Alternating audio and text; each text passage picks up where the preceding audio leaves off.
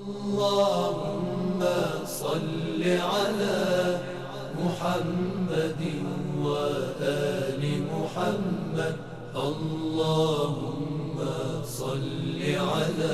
ایسی جگہ رہتے ہیں جہاں مسجد شیعہ مسجد نہیں ہے، برادران اہل سنت کے ساتھ جماعت میں نماز پڑھتے ہیں، قنوت نہیں پڑھ پاتے اور ہاتھ کھول کے نماز پڑھتے ہیں، تو کیا ایسی صورت میں ان کی نماز صحیح ہے یا پھر سے ان کو دہرانا پڑے گی؟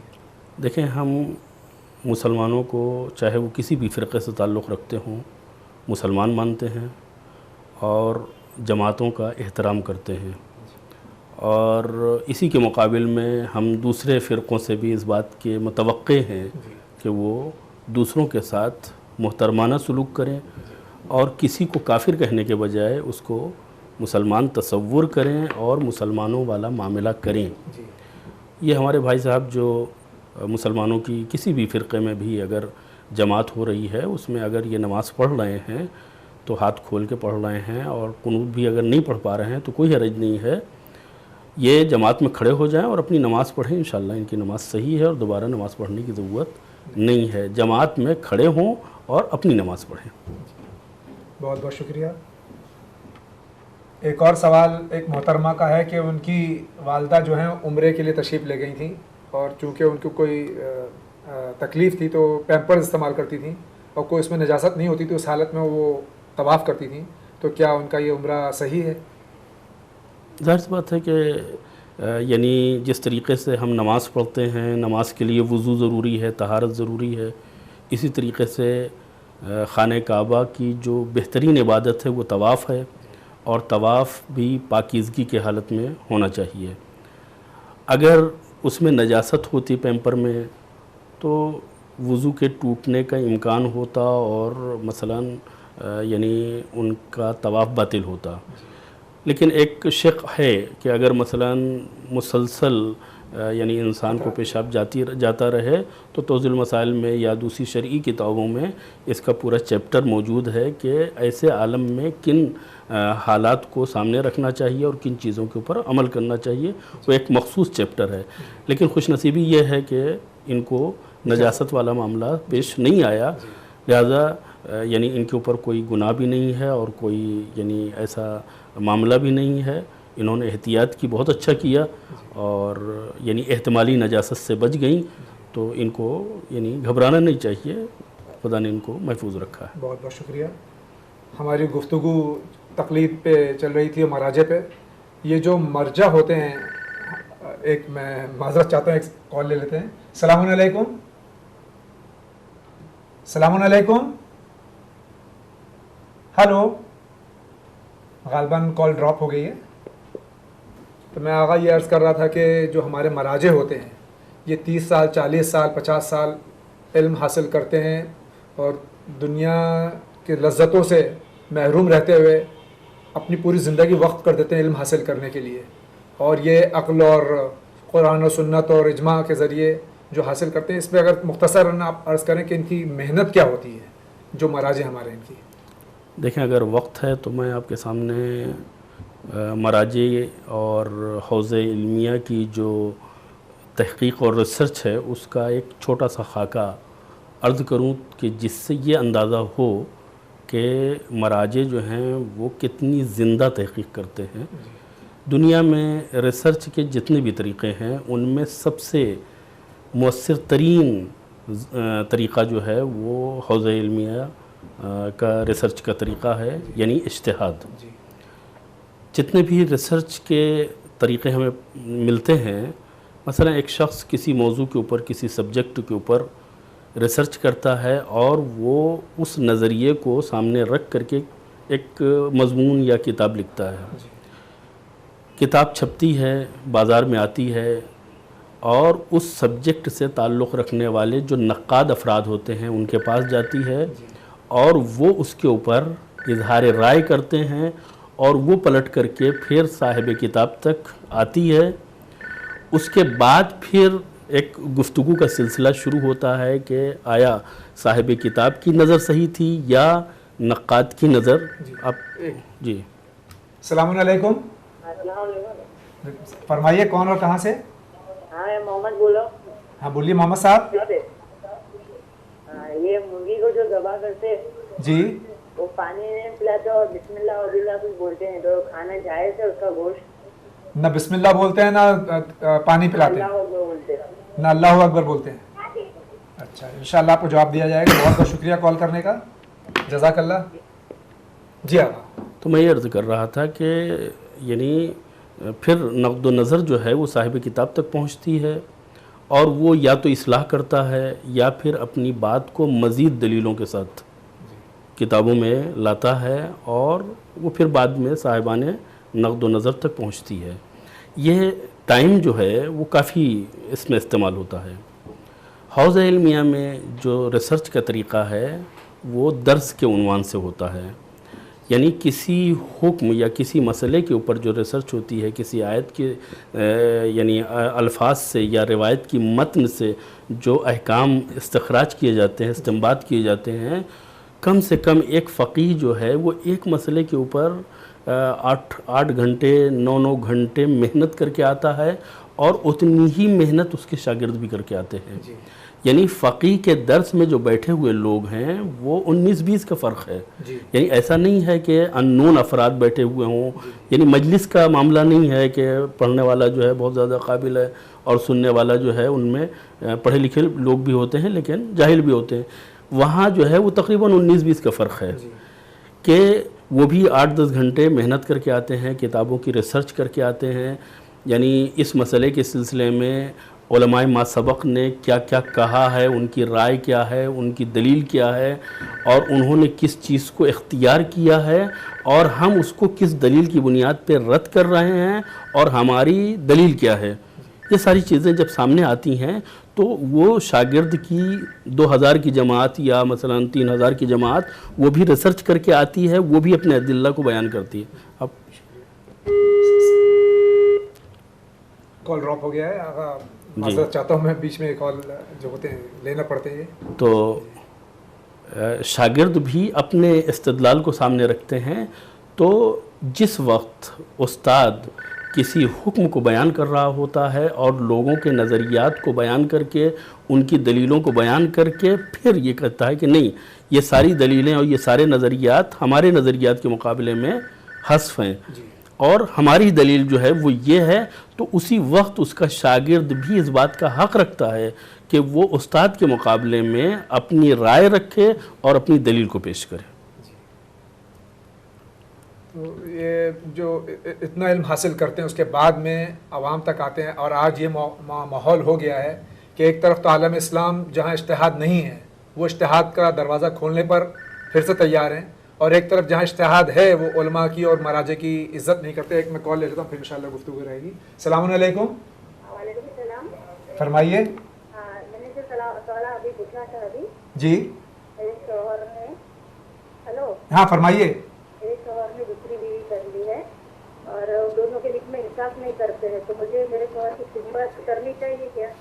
جی انشاءاللہ بتایا جائے گا آپ کو. بہت بہت شکریہ کال کرنے کا, جزاک اللہ. تو یہ جو آج معاملہ ہے, ایک طرف تو عالم اسلام پریشان ہے جہاں اجتہاد نہیں ہے, جن لوگوں میں وہ چاہتے ہیں کہ اجتہاد کا دروازہ کھولے جائے. آپ نے پچھلے دنوں اخبار میں ہی پڑھا ہوگا. اور جہاں اجتہاد ہے بفضل خدا, اور اتنی بہترین علماء کرام ہمارے ہیں کہ جن کی تاریخ پورے عالم اسلام میں ایسے افراد نہیں ملتے. تو لیکن آج جو ہے کچھ افراد ایسے ہیں جو کہ علماء اعلام کی, مراجع تقلید کی شان میں گستاخی کرتے ہیں. تو ان کے سلسلے میں یہ لوگ وہی ہیں جو نہ علم سے تعلق رکھتے ہیں اور نہ علم کی اہمیت سے آشنا ہے, ورنہ پڑھا لکھا طبقہ اور صاحبان فہم اور صاحبان شعور جو ہیں وہ ایسی حرکت نہیں کرتے ہیں.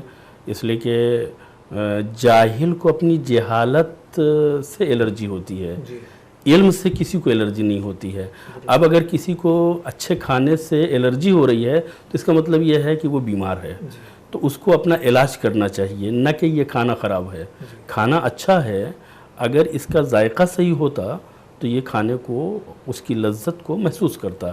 تو اب اگر کہیں خدا نخواستہ, پہلی بات تو میں اس کو تسلیم نہیں کرتا ہوں کہ صاحبان علم کی کوئی توہین کرتا ہوگا, اس لیے کہ لوگ کم سے کم جاہل رہنا پسند نہیں کرتے, اور اگر کوئی پڑھا لکھا ہے تو اس کی قدر کرتے ہیں اور اس کو احترام کی نظر سے دیکھتے ہیں. لیکن اگر خدا نخواستہ کہیں پر علماء اور مراجع کی توہین پائی جاتی ہے تو اس کا مطلب یہ ہے کہ کوئی مرض ہے جس کا علاج ہونا چاہیے. اس لیے کہ مثلاً علم سے دشمنی، علماء سے دشمنی، یہ بہرحال ایک دفعہ آپ یہ کہیں گے عالم نہیں ہے جاہل ہے، ظاہر سی بات ہے کہ ہم جاہل کو پسند نہیں کرتے ہیں، لیکن عالم بھی کہہ رہے ہیں اور دشمنی بھی کر رہے ہیں تو اس کا مطلب یہ ہے کہ یا تو عقل نہیں ہے یا پھر کوئی دوسری بیماری ہے کہ جس کا علاج ہو، کہ جس کی بنیاد کے اوپر ان کا ذائقہ علمی صحیح ہو. اور جب ذائقہ علمی صحیح ہوگا تو یہ جاہلوں کی تعریف کرنے کے بجائے علماء کی تعریف کریں گے یا علماء سے رجوع کریں گے. ایک ہم اور کال لے لیتے ہیں. السلام علیکم. وعلیکم السلام. فرمائیے. جی ہم نے سوال یہ کیا تھا کہ ہم نے کسی کام کے لیے روزے کی منت مانی تھی جی. تو ہر مہینے ایک روزہ رکھنے کے لیے، تو ہم نے کچھ سال تو رکھے ہیں، ابھی آگے رکھ نہیں پا رہے ہیں جی. تو اس کے لیے ہمیں کیا کرنا چاہیے؟ روزہ رکھنا ضروری ہے تو کچھ اور کفارہ؟ یعنی آپ نے پوری زندگی کے لیے منت مانی تھی ہر مہینے؟ جی ہاں. جی انشاءاللہ جواب دیتے ہیں آپ کو. بہت بہت شکریہ کال کرنے کا. اور ہلو جی فرمائیے. دوسرا سوال یہ ہے گھر کی خیر و برکت کے لیے اور رونق کے لیے کیا کرنا چاہیے سب سے بیسٹ؟ جی انشاءاللہ. ہلو ہاں جی فرمائیے. ہاں جی ہاں جی okay thank you. Okay welcome. اگر کچھ سوالات ہیں ایک ساتھ میں پوچھ لیتے پھر گفتگو انشاءاللہ ٹائم رہے تو جاری رہے گی. ایک صاحب محمد صاحب میں فرماتے ہیں کہ مرغ وغیرہ جو لینے جاتے ہیں تو اکثر یہ میں نے بھی دیکھا ہے کہ وہ نہ اس کو ٹھیک سے پانی پلاتے ہیں اور نہ اس کی رگیں صحیح سے کاٹتے ہیں اور نہ بسم اللہ اور نہ اور کوئی جو الفاظ کہے جاتے ہیں وہ کہتے ہیں اور اس طرح سے مسلمانوں کو وہ حلال کر کے دے دیتے ہیں. تو کیا مرغ کا کھانا جائز ہے؟ یہ تو وہ حلال ہی نہیں ہوتا نا، حرام کر کے دے رہے ہیں. جی ہاں. ہونا یہ چاہیے کہ اسلام نے ذبیحے کے شرائط قرار دیے ہیں اور اگر ان شرائط کے مطابق جانور کو ذبح کیا جائے، چاہے وہ مرغ ہو چاہے وہ دوسرا حلال جانور ہو، تو مثلا قبلہ رخ ہونا، یعنی ذبح کرنے والے کا مسلمان ہونا، ذبح کرنے والے کا اللہ کا نام لینا کسی بھی صورت میں، چاہے وہ اللہ اکبر کہے یا تسبیحات اربع پڑھے، کچھ بھی پڑھے لیکن اللہ کا نام لے، یہ چیزیں جو ہیں وہ ضروری ہیں. اور اگر اس کی رعایت نہیں کرتا ہے تو پھر وہ چیز حرام ہو جاتی ہے اور اس کا کھانا جائز نہیں ہے. بہت بہت شکریہ. دوسرا سوال ہے کہ ایک محترمہ فرماتی ہیں کہ میرے شوہر نے دوسری شادی کر لی ہے اور وہ انصاف نہیں کرتے ہیں تو کیا ان کی خدمت کرنا جائز ہے؟ سوال سے پہلے میں ایک کال لے لیتا ہوں. السلام علیکم. وعلیکم السلام. فرمائیے کون اور کہاں سے؟ میں صادق بول رہا ہوں ممبئی سے. ہاں فرمائیے صادق صاحب. میرا سوال یہ ہے کہ کیا مونچھیں منڈانا جائز ہے اسلام میں؟ مونچھیں منڈانا؟ جی انشاءاللہ آپ کو بتائیں گے. میں نے سنا ہے کہ مونچھیں مستحب ہے منڈانا. جی یعنی آپ نے کہا مونچھیں منڈانا جائز ہے یا نہیں ہے، یہ آپ کا سوال ہے؟ جی جی بہت بہت شکریہ کال کرنے کا، جواب دیں گے انشاءاللہ. تو یہ محترمہ فرما رہی کہ میرے شوہر نے دوسری شادی کر لی اور انصاف نہیں کر پا رہے ہیں تو کیا ان کی خدمت کرنا جائز ہے؟ دوسری شادی کی ہے انہوں نے، اسلام جو ہے وہ 4 شادیوں کی اجازت دیتا ہے لیکن عدالت کی شرط کے ساتھ. یعنی شوہر کو ضروری ہے کہ وہ تمام بیویوں کے درمیان میں مثلا انصاف کرے، اور اگر انصاف نہیں کر سکتا ہے یا نہیں کر رہا ہے تو اس کو ایک بیوی کے اوپر اکتفا کرنا چاہیے. اب ان کا سوال جو ہے وہ خدمت کے تعلق سے، ظاہر سی بات ہے کہ خدمت کا دائرہ وسیع ہے. ایک چیز جو اسلام میں ان کے لیے ضروری اور واجب ہے وہ ہے شوہر کی جنسی تسکین. تو ظاہر سی بات ہے کہ یہ وظیفہ زوجیت جو ہے وہ تو ان کے اوپر لازم ہوتا ہے، لیکن اپنے دوسرے حقوق کا یہ مطالبہ کر سکتی ہیں اور اس کی نافرمانی کے مقابلے میں احتجاج کر سکتی ہیں. بہت بہت شکریہ. دوسرا ایک سوال ہے، ایک محترمہ نے منت کی تھی کہ ان کا یہ کام پورا ہو جائے گا، پوری زندگی ہر مہینے ایک روزہ رکھیں گی. ایک عرصے تک کرتی رہی، اب وہ نہیں کر پا رہی ہیں تو اس سلسلے میں کیا کرنا چاہیے؟ اس سے پیشتر میں آگا ایک کال لے لیتا ہوں. السلام علیکم. ہلو السلام علیکم. ہلو وعلیکم السلام. فرمائیے. جی ہمارا سوال ہے جی کہ دین ٹی وی کے اوپر جو جماعت نماز بتاتے ہیں مغرب کے وقت اور ظہر کے وقت، تو ہم لیڈیز جو ہے ہم گھر کے اندر وہ جماعت نماز ساتھ میں پڑھتے ہیں، تو کیا ہم وہ نماز ساتھ میں جماعت نماز پڑھ سکتے ہیں؟ ابھی محترمہ اس کا جواب دیا آغا نے، پھر ان سے وقت رہا تو گزارش کریں. ابھی اس سے پہلے ایک صاحب کا سوال تھا، اس کے ٹی وی کے پیچھے نماز نہیں ہو سکتی ہے. जमात की नमाज नहीं हो सकती आपकी।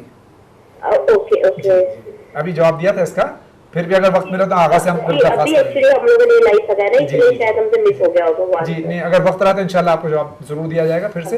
बहुत बहुत शुक्रिया कॉल करने का। जी आगा, तो उनकी मन्नत के सिलसिले में क्या है, यानी वो रोज़ा नहीं रख पाती हैं वो? देखें, यानी आदमी को वैसी ही मन्नत मानना चाहिए कि जो उसके इम्कान में हो। पूरी ज़िंदगी के लिए उन्होंने अगर मन्नत मानी है तो ये बहरहाल अपने ऊपर उन्होंने वाजिब किया है, लाजिम किया है, उनकी ज़िम्मेदारी होती है कि वो उसको निभाएं। लेकिन अब अगर वो रोज़ा ही नहीं रख सकती हैं तो जाहिर सी बात है कि उनकी तकलीफ़ नहीं है, यानी उनके इम्कान में नहीं है। अगर वो वुसअत नहीं है उनके अंदर और वो रोज़े को बर्दाश्त नहीं कर सकती हैं तो वाजिब रोज़ा भी इंसान से साक़ित हो जाता है अगर इंसान जो है वो न रख सकता हो। तो इस सिलसिले में उनको तौबा व इस्तिग़फ़ार करना चाहिए और खुदा से तलब मग़फ़िरत करना चाहिए। बहुत बहुत शुक्रिया। दूसरा सवाल ये था कि घर में खैर व बरकत के लिए बेहतरीन अमल क्या है? बेहतरीन अमल जो है वो नमाज़ पढ़ना है, कुरान की तिलावत है और नमाज शब वो है, और मसलन आयतुल कुर्सी वग़ैरह की ख़ासकर तिलावत और चारों कुल का पढ़ना, ये खैर व बरकत के लिए बेहतरीन चीज़ है। कॉल हम ले लेते हैं। सलाम अलैकुम। वालेकुम सलाम, फरमाइए कौन और कहाँ से? वालेकुम सलाम जी, फरमाइए जी मेरा नाम शेर इकबाल है, बम्बई से हूँ मैं। जी फरमाइए इकबाल भाई। हम जो गुस्ल करते हैं जी, जनाबत का या जुम्मे का, जी उसके आगे आपने टीवी की आवाज़ ज़रा बंद कर दी है, आवाज़ यहाँ आपकी सही नहीं आ रही, टीवी की आवाज़ बंद कर दी है। उसके आगे जो है क्या फिर हमको वजू करना चाहिए नमाज पढ़ने के लिए, या हम हमारा वो गुस्ल से ही हम वाजिब नमाज पढ़ सकते हैं? बहुत बहुत शुक्रिया, हम आपको जवाब देंगे इंशाल्लाह। बहुत बहुत शुक्रिया कॉल करने का।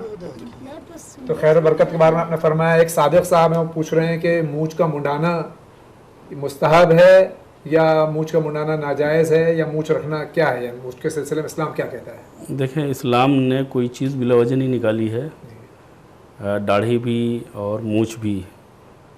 तो बहरहाल एक मुआशरे में तो मूंछ मर्दानगी की अलामत है, लेकिन ये मूंछ इतनी न बढ़ जाए कि खाने पीने में रुकावट बने, लिहाजा इस्लाम ने इसको ठीक ठाक करने का हुक्म दिया है। लिहाजा कतरवाना जो है ये मुस्तहब है, मुड़ाने का हुक्म कहीं नहीं मिलता। ट्रिम करना है, हाँ, थोड़ा सा यानी छोटी कर दे तो उसकी, यानी मुड़ाने को वाजिब नहीं करार दिया है या मसलन ज़रूरी नहीं करार दिया है। अलबत्ता मुस्तहब है कि लोग इतनी बड़ी मोछ न रखें कि फिर यानी जरासीम हो और मुँह में जाएँ और बीमार हो जाए इंसान के। बहुत बहुत शुक्रिया। फिर एक सवाल है इकबाल साहब का कि जो गुस्ल करते हैं उसके बाद में गुस्ल बाकी अगर जुमे का या और कोई वाजिब गुस्ल किया है तो वज़ू करने की ज़रूरत है। उससे पेशतर हम एक कॉल ले लेते हैं। सलाम अलैकुम। वालेकुम अस्सलाम। मेरा एक सवाल था आगा से। फरमाइए। हेलो, मेरा एक सवाल था आगा से कि मेरी वालिदा के जरिए सजदे का जो है वो सीवरेज में गिर गई है जी, तो उसके लिए उन्होंने नमाज तौबा भी पढ़ी है, गुस्ल तौबा किया है, नमाज तौबा पढ़ी है और उस साथ साथ इस्तिग़फ़ार की तस्बीह भी पढ़ी है जी। लेकिन अब इसके अलावा कोई ज़रूरी एहतमाम और भी करना होगा या इतना सफिशिएंट है? जी इंशाल्लाह जवाब दिया जाएगा। बहुत बहुत शुक्रिया कॉल करने का। और एक सवाल और, हाँ फरमाइए। फरमाइए जी, ये पूछना था मुझे कि ये जो शेयर मार्केट है ये शिया मज़हब में हम लोग जायज़ है? मैं समझा नहीं, आप क्या फरमा रहे हैं? जी, मैं ये पूछना चाह रहा था जो शेयर मार्केट में डील करते हैं इंट्राडे और डिलीवरी डे जी, स्टॉक मार्केट जो जी जी जी, क्या ये शियों में जायज़ है? इंशाल्लाह जवाब दिया जाएगा। बहुत बहुत शुक्रिया कॉल करने का। बहुत शुक्रिया। तो ये गुस्ल के सिलसिले में फरमा रहे हैं कि गुस्ल है और बाकी है गुस्ल तो उसके बाद वज़ू करना। देखें, एक गुस्ल तो जैसा जनाबत कहा उन्होंने, तो अगर जनाबत का गुस्ल यानी टूटा नहीं है तो फिर वज़ू नहीं कर सकते। यानी सिर्फ यही नहीं है कि नहीं करना चाहिए या नहीं करना चाहिए, नहीं कर सकते। और वो अक़साल के जिनके लिए बाकायदा नस पाई जाती है जैसे जुमा वग़ैरह का गुस्ल है, अगर वो गुस्ल बाकी है तो उससे नमाज वाजिब पढ़ी जा सकती है, अलग से वज़ू करने की ज़रूरत नहीं। बहुत बहुत शुक्रिया। ایک صاحب کا اور سوال ہے, کہتے ہیں ان کی والدہ سے گندگی میں سجدگاہ گر گئی ہے, اس کے بعد میں انہوں نے جو ہے کافی استغفار کیا اور بہت کچھ کیا, اس کے علاوہ کچھ اور کرنا ہے؟ دیکھیں اس سلسلے میں جو حکم پایا جاتا ہے, میں معذرت چاہتا ہوں, ایک کال لے لیتے ہیں. السلام علیکم. جی فرمائیے. جو پانی ہے بارش کی وجہ سے ہمارے یہاں پانی جو آتا ہے جی بہت گندا آتا ہے, بات آتی ہے, ایسے پانی کی وجہ کیا جا سکتا ہے؟ اس سے باس آتی ہے یا کلر بھی چینج ہے اس کا؟ آتی ہے. اچھا انشاءاللہ جواب دیں گے. بہت بہت شکریہ کال کرنے کا. بس آگا 2 سوال ہیں, ایک تو یہ ہے کہ سجدگاہ نجاست میں گر گئی ہاں, ہے, اس کا حکم یہ ہے کہ پھر اس یعنی جگہ کو استعمال نہ کیا جائے, یعنی اس کو پیک کر دیا جائے, جی اس جگہ کو استعمال نہیں کیا جائے. جی جی بہت بہت شکریہ. شیئر مارکیٹ کے سلسلے میں دیکھیں شیئر مارکیٹ کا جواب 2-2-4 والا نہیں ہے, تفصیل چاہتا ہے. تفصیل چاہتا ہے. ان کو آپ یہ کہہ دیجئے کہ اگر کبھی وقت ہو تو یہ آئیں اور آ کر کے اس کی نوعیت کو واضح کریں, تو ہر نوعیت کے اعتبار سے الگ حکم ہے جس کو ہم تفصیل سے انشاءاللہ بیان کریں. ایک آخری سوال یہ ہے کہ بارش کا پانی جس میں بدبو ہے اس سے کیا وضو وغیرہ ہو سکتا ہے؟ یہ بدبو نجاست کی وجہ سے اگر ہے تو یقیناً نہیں ہو سکتا, لیکن اگر یعنی نجاست کی وجہ سے نہیں ہے تو پھر کوئی حرج نہیں ہے. بہت بہت شکریہ. ناظرین کرام, اسی کے ساتھ ورلڈ اسلامک نیٹ ورک کا یہ مسائل زندگی پروگرام اختتام پذیر ہو رہا ہے. ہم آغائے سید حسنین صاحب رضوی قراروی کا بہت بہت شکریہ ادا کرتے ہیں اور امید رکھتے ہیں کہ آئندہ بھی تشریف لاتے رہیں گے اور ہمارے سوالات کا جواب دیتے رہیں گے. اور آپ ناظرین کا بھی بہت بہت شکریہ کہ آپ نے اس پروگرام کو پسند فرمایا, اور آپ ہی کے تعاون سے انشاءاللہ آئندہ بھی یہ پروگرام جاری رہے گا اور اللہ معصومین کے صدقے میں اس کو کامیاب کرے گا. اپنے میزبان کو اسی کے ساتھ اجازت دیجیے. خدا حافظ.